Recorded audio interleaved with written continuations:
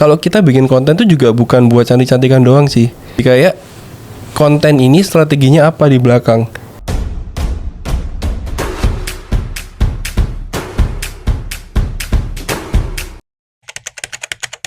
Halo Mega Besti, kembali lagi di podcast kita kali ini Talk With Me dengan aku, Mutiara Chani Fajrin. Aku marketing eksekutif dari MA Social Media Management. Terima kasih supporternya. Oke, nah di sini aku mau bawain topik yang mungkin udah sering didengar juga ya. Ada marketing, bisnis, sosial media, sama digital kreatif. Ngomong-ngomong soal digital kreatif dan sosial media saat ini itu berkembangnya cepet banget. Dan kita dituntut selalu adaptif nih sama update-update sama tren terkini juga gitu. Nah, di sini makanya aku mau bawain topik nggak berkembang, awas ditinggal. Di sini aku juga nggak sendirian. Aku ada timku juga, ada dari MS Social Media Management, ada Lucky dan juga Bila. Boleh dikenalin dong profilnya sedikit? Halo semuanya. Mungkin beberapa episode yang kemarin udah sempet lihat aku di podcast. Jadi aku kenalan lagi. Aku Bila. Di sini aku sebagai project manager dari MA Social Media. Oke, halo teman-teman. Jadi biasanya mungkin lihat aku di sisi sana. Cuman kali ini aku di sisi sini sebagai narasumber. Jadi perkenalkan lagi, nama aku Lucky. Aku di MA sebagai Head of Project Manager. Oke, mungkin udah cukup familiar nih dengan wajah-wajah di samping aku ini. Udah beberapa kali juga isi podcast di YouTube kita. Nah, mungkin kita langsung aja ke topiknya yang nggak berkembang, pasti bakal ditinggal. Nah, mungkin sebelum ke topik inti yang mau kita bahas, aku pengen tahu dulu sih, kan mungkin dari Lucky sama Bila ini udah cukup lama ya di bidang sosial media ini, apalagi di agensi kreatif. Kalau dilihat dari realitas sekarang nih, menurut kalian gimana sih keadaan atau kondisi agensi sosial media atau digital marketing saat ini gitu? Kalau sekarang nih Kak Ti, mungkin semua orang lagi hype juga ya ngomongin agensi. Katanya ada yang bilang pekerjaan anak gaul sekarang agensi gitu. Makanya kalau dilihat di realitas sekarang, agensi tuh nggak cuma 1-2, udah mulai banyak banget di tiap kota. Kayaknya ada sih minimal 1. Apalagi di kota besar nih kayak Surabaya, Jakarta udah bermunculan banyak banget. Dan nggak cuman yang kelihatan ada kantornya aja, bahkan banyak juga agensi yang belum ada kantor, mungkin mereka cuman dari sosmed aja, kayak gitu juga banyak gitu.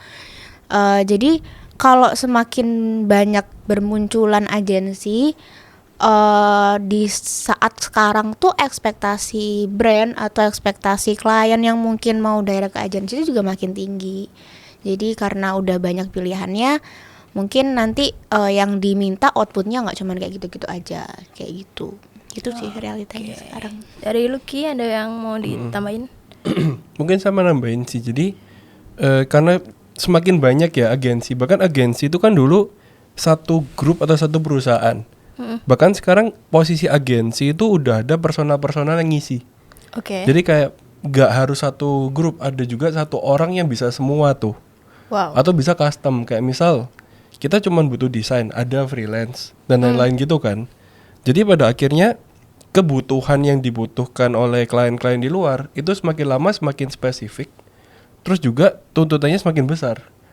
Karena kalau untuk sebagai sebuah agensi anggapannya kita mengumpulkan beberapa orang kan. Jadi apakah semua anggota ini dibutuhkan? Itu juga jadi pertanyaan kalau zaman sekarang. Oke. Karena kalau dulu kan semuanya serba membantu. Kita kan tujuan agensi adalah sebagai business partner kan. Sedangkan kalau sekarang bisnis itu udah pada punya tim. Oh ya, oke. Kayak gitu. Jadi apakah posisi agensi ini masih dibutuhkan dan lain-lain? Itu kenapa yang sempat dibahas-bahas di podcast kemarin sih sebenarnya. Jadi jangan lupa nonton ya teman-teman yang sebelum-sebelumnya juga. Oke. Kayak gitu. Jadi tuntutan sekarang tuh beda-beda sih. Kayak per project itu udah beda, goalsnya beda, tujuannya beda, semua beda. Jadi udah nggak seperti dulu sih kalau sekarang gitu. Oke. Cukup banyak sekali ya tantangan yang sekarang dihadapi ya, sebagai praktisi ini terlihat dari wajah-wajahnya. Oke. Nah, mungkin aku penasaran jadinya karena banyak sekali hal-hal yang ternyata harus direspon nih sama Bila sama Lucky gitu. Apa sih yang kalian lakukan untuk menjawab tantangan-tantangan itu berarti? Kalau aku sendiri sebagai project manager, Karena beberapa brand yang aku handle tuh goalsnya beda, terus mereka pengennya beda, terus produknya beda, terus nilainya juga beda. Baik lagi aku sebagai anak agensi harus adaptif sama project tersebut gitu. Harus bisa adaptif, harus bisa inovatif juga, harus bisa coba belajar karena tren juga makin berubah kan Kak. Tiap hari bahkan tren berubah-ubah, sedangkan tiap klien atau tiap brand yang kita pegang itu nggak semuanya bisa disesuaikan sama tren juga. Jadi harus adaptif itu tadi, nggak cuman ke tren aja, tapi dari brandnya sendiri, strateginya sendiri kayak gimana, itu kita harus bisa adapt ke situ gitu. Oke. Bener sih, kalau menurutku juga yang pasti sih adaptasi itu harus.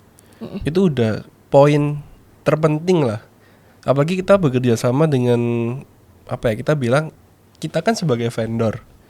Jadi otomatis ya kita harus bisa sebagai partner kan, terutama. Jadi kita harus tahu nih arahnya gimana, kita ini sama siapa.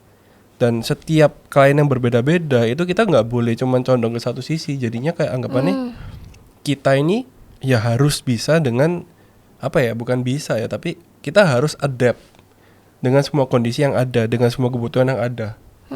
Kayak gitu sih. Jadi mau nggak mau ya kita harus, awalnya pasti susah, tapi pada akhirnya kita harus adaptasi dan kita harus cari arahnya kemana, celahnya kemana. Kayak gitu sih. Oke, tolong di note ya para business owner, adaptive is number one. Nah mungkin kalau misalkan adaptif sendiri itu kan sering banget nih aku dengar kayak kata-kata kayak gitu ya. Ini kan mungkin key point pentingnya lah ketika kita jadi business owner gitu kan. Nah, apakah adaptif ada itu cukup atau sebenarnya perlu ada yang lain lagi? Kalau misalnya aku tahu kan adaptif itu kan mungkin bisa lebih ke ya udah kita ikut tren terus kita bertahan dengan itu. Nah, apakah itu cukup atau gimana kalau menurut kalian? Mungkin aku jawab dulu sih. Kalau aku adaptasi itu tahap pertama sih. Kalau kita mungkin adaptasi sendiri itu kan definisinya adalah kita mengikuti atau menyesuaikan dengan kondisi yang ada. Jadi kalau tugas kita sebagai partner tuh cuma menyesuaikan kondisi dan kita nggak bawa apa-apa atau nggak ada efek apa-apa, ya ngapain dong? Kayak gitu kan. Sebagai business owner pun juga sama, kayak kalau kita cuma adaptasi dengan kondisi tapi kita nggak ada perubahan, ya udah kita ya satu brand di antara ratusan ribu jutaan brand lain, nggak ada yang beda. Jadi itu kenapa kalau menurut kita adaptasi itu harus, tapi harus ada next step juga, yaitu evolusi. Kalau kita cuma adaptasi tapi kita nggak ada perubahan, ya sorry to say kayak ya ngapain? Kayak ya udah kita berjuangnya ya di sana-sana terus, kita nggak ada pembeda. Jadi kayak mungkin faktor keberuntungan bisa jadi sih, atau kayak ya gampang digantikan gitu, replaceable lah. Sedangkan kita butuh yang namanya evolusi kalau menurutku. Jadi dari adaptasi yang kita tangkap, kita dapat apa nih perubahan yang bisa kita kasih, atau apa nih perubahan yang bisa kita lakuin. Jadi supaya kita beda, supaya kita juga ngomongnya kayak punya unique selling point lah. Anggapannya kayak beda lah. Jadi bener beda, kayak orang gampang lah kayak lah ini beda, coba deh. Jadi daripada 1000 lain sama semua, mending kita satu yang berbeda. Gitu sih. Ya. Bener sih, bener. Soalnya karena makin banyaknya persaingan di dunia agensi juga nih Kak Ti, udah pasti semua agensi, semua pekerja kreatif pasti adaptif. Apalagi sama tren, udah pasti mereka adaptif banget. Karena itu salah satu kuncinya ya jadi anak agensi atau kerja di agensi.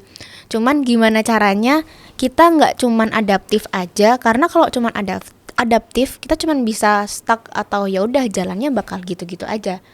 Kan nggak semuanya kita harus jalannya selalu lurus, pasti ada aja lah. Gimana cara kita bisa inovasi juga, berevolusi tadi. Kita cari jalan yang lain yang bisa lebih ada gebrakannya gitu, lebih ada perubahannya buat sebuah brand atau sebuah project yang kita pegang, kayak gitu sih. Oke. Menarik Bila. Jadi ketika kita berevolusi, ketika kita berinovasi, itu kan istilahnya kita juga meyakinkan klien buat akhirnya percaya nih sama kita. Nah, ketika mereka udah percaya kan berarti ada tanggung jawab yang memang kita pegang gitu ya. apakah pernah ada beberapa case yang ternyata misalkan kita mau set ke sini nih, nah tapi ternyata kepentok dan akhirnya ke arah lain. Nah, misalnya udah kayak gitu, gimana sih cara kalian nyikapin hal-hal yang ternyata di luar dari plan atau prediksi kalian? Aku yakin kalian pasti ngeplan dan juga ada hitungannya lah, bikin strategi. Nah, kalau kayak gitu kalian kayak gimana? Mungkin Bila dulu. Boleh. Kalau plan udah pasti ya, itu udah makanan sehari-hari sebagai anak agensi. Pasti kita harus bikin plan sebulan ke depan, 2 bulan ke depan, 3 bulan, 6 bulan kayak gitu. Cuman pada kenyataannya nggak semua plan yang kita bikin itu selalu berjalan mulus kan, nggak? Betul. Pasti ada kalanya kayak di bulan kedua, 3 tiba-tiba kayak nggak bisa nih pakai ini, mau nggak mau kita harus belokin, mau nggak mau harus replace sama plan yang lain kayak gitu. Nah itu memang ada dan nggak sekali 2 kali terjadi juga. Dan ya udah, gimana cara kita kasih taunya tuh dengan coba buka matanya si owner itu kayak nanti misal kamu masih mau pakai jalan ini bisa, tapi mungkin kita kasih pertimbangan kalau tetap kayak gini nanti bakal gini. Kalau ada kita belokin ke sini nanti yang kebuka tuh ini. Jadi mungkin dari situlah akhirnya terjadilah brainstorming bareng. Ternyata kayak gini ya. Akhirnya ya udah kita coba belokin itu tadi. Dan itu udah nggak sekali 2 kali terjadi juga sih Kak Ti, karena ya tadi balik lagi tren kan berubah-ubah. Jadi apa yang udah kita plan dalam 6 bulan 3 bulan ke depan itu belum tentu tren yang terjadi sekarang itu masih kepake di 3 bulan selanjutnya. Bisa jadi udah berubah banget. Jadi yang dia naiknya di platform ini ternyata sekarang udah mainnya ke platform ini gitu. Itu sih, sama intinya gini sih, mungkin memang banyak banget. Bila juga kita sebagai project manager tuh banyak banget perubahan plan. Nggak usah ngomong kita kayak 6 bulan ke depan pasti berubah. Bahkan hari ini kita bikin, besok bisa berubah loh. Aduh, oke. Itu bisa jadi. Bener-bener. Karena kan kita juga harus tahu kan kondisi sekarang gimana. Terus masa kita mau ngomongin kita mau ngomongin faktor A, terus tiba-tiba besok dapat berita nih, keluar berita kalau misal, atau gini deh, kita ngeplan, kita bikin, ini contoh, kita ngeplan, kita bikin activity yang ngeharusin kita photoshoot di luar, outdoor. Kita udah scheduling besok, tiba-tiba besok hujan angin, terus masa mau foto outdoor? Padahal konsep kita cerah. Ya udah, kita ada 2 opsi kan, anggapannya kayak kita mau ganti hari atau kita tetap lanjutin tapi kita ganti indoor. Tinggal kita ganti plannya. Tapi terus berubah-berubah dong anggapannya. Tergantung. Itu kenapa plan dan adaptasi itu penting, karena adaptasi itu kita sistem, kalau mungkin bahasa gampangnya PDKT itu adaptasi. Kita tahu arah brandnya ini kemana, goalsnya apa. Yang penting kita mencapai goals, dan plan itu adalah cara-cara untuk nyampe goals. Dan goals itu kayak anggapannya kalau kamu mau, ini kan di Surabaya, kita mau dari sini, kita kan Surabaya Timur ya, kita mau ke Galaxy Mall. Ada 3 cara mau ke Galaxy Mall. Mau lewat jalan mana? Tergantung, kita mau yang cepet, gak ada lampu merah, tapi jauh. Ada yang dekat tapi banyak lampu merah. Ada yang sempit, lewat perumahan-perumahan, tapi resiko gangnya ditutup. Semua ada resiko, ada solusi juga. Kamu mau cepet, mau dekat atau mau apa? Nah, tinggal misal kita mau lewat yang jalan cepat, ternyata nggak segampang itu. Ya udah, kita bisa switch kok. Kita ada 3 jalan lainnya juga, masih ada 2 lainnya. Yang penting nyampe ke Galaxy Mall. Nah, itu makanya kita butuh adaptasi. Dan goals plan itu kita ada karena kita pengen achieve ke goalsnya. Jadi tinggal kalau satu cara nggak berhasil, ya kita ganti aja cara lain gimana. Banyak kok caranya. Oke. Jadi paling penting adalah kita set dulu goalsnya di awal. Bener. Terus nanti kita tentuin nih jalan-jalan A, B, C atau plan-plan itu biar sampai ke goals itu. Oke. Nah, kalau misalkan nih aku udah merangkum sedikit dari kita ngomong ini, sangat beda ya sama peran agensi dulu tahun 2017-2016. Mereka itu kalau agensi zaman dulu kayaknya lebih ke arah fokus ke konten, ke desainnya, ke konsepnya secara visual gitu. Tapi kalau aku lihat dari Discuss ini, itu kayaknya nggak cuma sekedar itu deh. Kayaknya lebih ke arah growth partner gitu. Growth partner. Jadi apakah istilah itu benar ya atau kayak gimana ya sekarang? Oke, aku jawab duluan ya. Boleh. Bener sih Kak Ti. Maksudnya kalau tahun-tahun 2015, 2017 mungkin orang cuman bukanya platform mungkin IG, fokusnya ke desain, feed, konten-konten yang di sana. Kalau sekarang kan kita lihat udah mulai banyak platform bermunculan, nggak cuman IG aja, mungkin ada TikTok, ada marketplace, sekarang udah banyak, bahkan di TikTok aja udah bisa beli juga kan. Iya. Dari situ mau nggak mau kita juga ada tuh namanya perkembangan. Jadinya agensi ini fungsinya bukan cuman sebagai sosmed aja mungkin ya, nggak cuman sebagai konten desain aja, tapi gimana caranya kita tuh bisa growth si brandnya tadi. Jadi kalau dilihat disambungin sama platform yang sekarang kan mau nggak cuman desain konsep visual aja, harus adapt ke konten-konten yang lain, harus adapt ke strategi yang lain, mungkin dari ads-nya, mungkin dari video, dari TikTok, dari marketplace segala macam. Kan banyak ya ininya, jalannya gitu banyak. Jadi ya bener itu tadi sih, growth partner. Gimana caranya kita bisa growth bareng, nggak cuman dari konten aja, tapi dari strategi-strategi yang lain gitu. Bahkan mungkin nambahin ya. Jadi mungkin ini aku jawab persepsi yang pertama dulu ya. Kalau dulu agensi kan bikin konten, bikin cantik-cantikan. Cuman dari dulu sebenarnya peran agensi itu bukan cuman, kalau menurut kita ya di MA mungkin kalau kita bikin konten itu juga bukan buat cantik-cantikan doang sih. Lebih kayak konten ini strateginya apa di belakang. Ini kan mungkin ini udah umum di dunia digital marketing lah ya. Kalau kita mau serius-serius nggak mungkin kita di TikTok. Oke, Gampangnya kayak gitu kan. Kalau kita pukul rata semua, kita bikin serius semua, pasti jomplang. IG sama TikTok masih beda. Kalau kita mau lucu-lucuan doang, di TikTok masih bagus. Tapi kalau di IG, nggak tahu. Dan kembali lagi, apakah berarti kalau kita mau fokus visual di TikTok akan gagal? Nggak juga. Apa kalau kita mau lucu-lucuan di IG akan gagal? Nggak juga. Kembali lagi sih, kita mau goalsnya apa, kita mau arahnya gimana. Kembali lagi ke yang tahap awal tadi juga.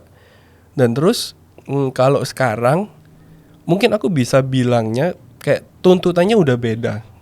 Bukan lebih ke kayak desain dan lain-lain ya.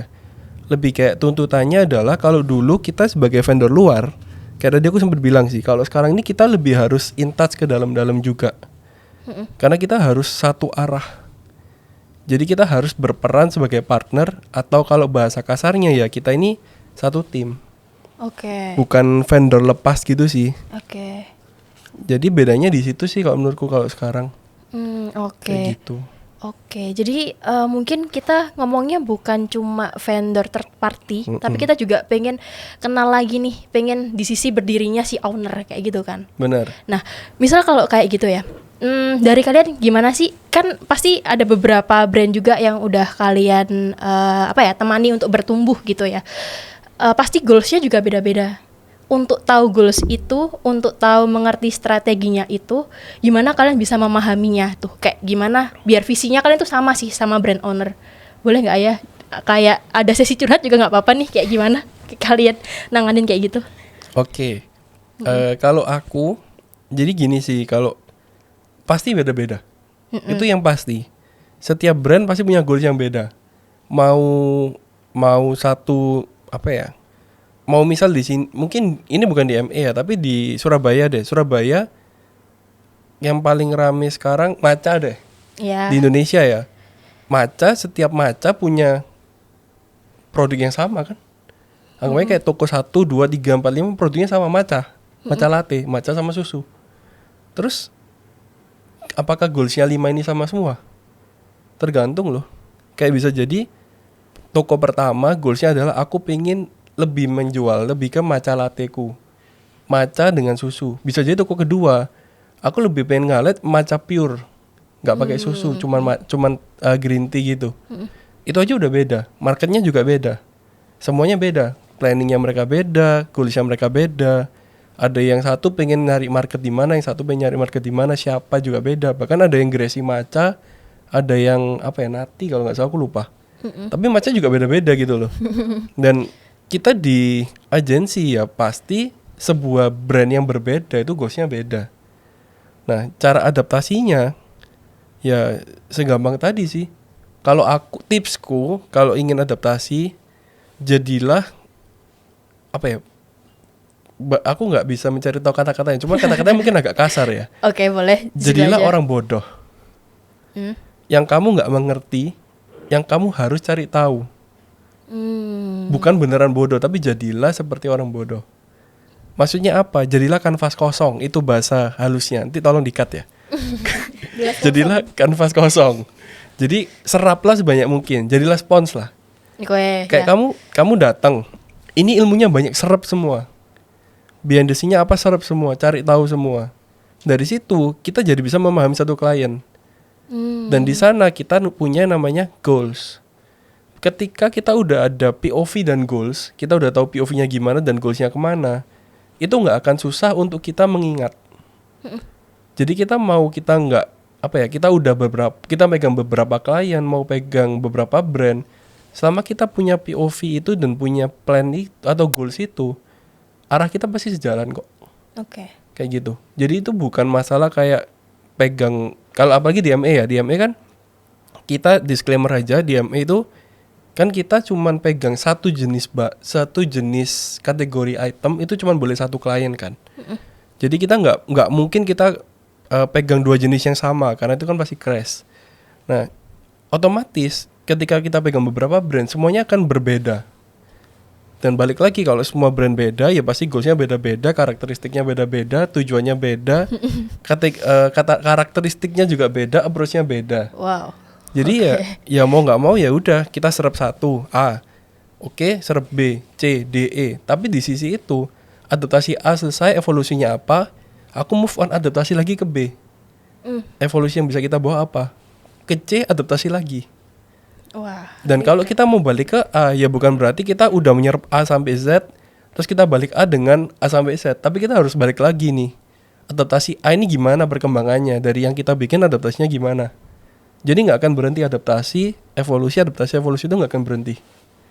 Dan itu terus menerus. Kayak gitu. Itu ya rahasianya untuk selalu long lasting ya. Ternyata banyak sekali yang harus kita ketahui. Mirip tadi kayak spon kosong, tetap harus menyerap ilmu nih dari kanan kiri. Apalagi sering banget ya kayaknya diskusi sama klien-klien gitu, meeting per bulan. Oke. Harus banyak tanya juga sih Kati, banyak tanya, banyak belajar, terus banyak cari preferensi yang lain gitu. Itu sih. Dan juga ini yang mungkin orang-orang selalu tanya ke aku sih. Mungkin ini curhat-curhat aja sih. Ya. Aku ditanya mesti kayak, kamu megang beberapa brand beda-beda, idemu muncul dari mana? Benar. Kan apalagi kita mau evolusi ya. Kalau misal kita cuma adaptasi ya gampang. Kamu misalnya pegang skincare, ya udah cari aja skincare lain, tiru, selesai. Nah, tapi kan nggak cukup untuk tiru nih ya. Bener. Soalnya kalau tiru ya pasti yang lain, wah ini kayaknya apakah black campaign sama yang sebelah. Nah, Bener. itu kan kita kan juga nggak mau munculin sisi negatif buat brand. Ya Bener. kan. Nah, oke. Jadi makanya pada akhirnya ya udah kita cari referensi, jangan cuman, ini tips sih. Jangan cuma lihat satu jenis yang sama. Lihatlah dunia luar. Dah, itu paling gampang. Tinggal kamu adaptasi gimana caranya bisa masuk ke brandmu. Bener-bener. Itu sih. Gak cuman misal tadi pegang skincare, kita lihat cuma skincare doang, gak kayak gitu. Pada akhirnya akan malah stuck. Oke. Karena kita lihat benchmarknya malah kelihatan. Kayak skincare, oh batas skincare marketingnya sampai segini, ya berarti aku harus melakukan ini. Aku nggak bisa lebih karena semua kayak gini. Tapi kalau kita lihat kategori lain, misal kita lihatnya kayak matcha tadi deh. Apakah bisa diadaptasi ke skincare? Bisa juga strateginya. Tergantung lagi sih kita adaptasinya gimana, goalsnya apa. Semua cara bisa dilakuin kok, possible.